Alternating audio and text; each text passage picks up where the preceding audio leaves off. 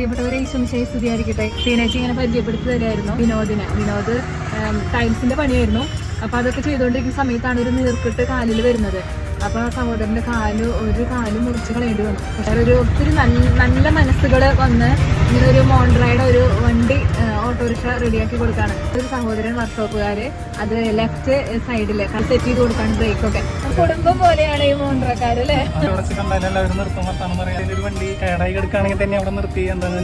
ഈ മാരത്തോൺ ഓട്ടത്തിനൊക്കെ അത്രയും 2 കാലുകൾ അത്രയും സ്പീഡിൽ ഓടിയിരുന്ന ഒരു സഹോദരനായിരുന്നു. ആളാണ് ഒരു കാല് നഷ്ടപ്പെട്ട ഈ ഓട്ടക്കാരുടെയൊക്കെ അവസ്ഥ ഒന്ന് ആലോചിച്ച് നോക്കിയത്. മാരത്തോൺ റണ്ണറായിരുന്നു.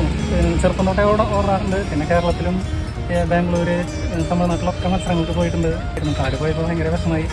പിന്നെ മണലൂരുള്ളൊരു സാബു എന്ന് പറഞ്ഞ ചേട്ടനാണ് നമുക്ക് വണ്ടി എടുത്ത് തന്നത്. OVS ഫൗണ്ടേഷൻ എന്നാണ് അവർ പറയുന്നത്. വണ്ടി കിട്ടിയപ്പോൾ നമുക്ക് ജീവിതത്തിലൊരു നമുക്കൊരു തിരിച്ചുവരവായി. ഇപ്പൊ ഹാപ്പിയാണ്.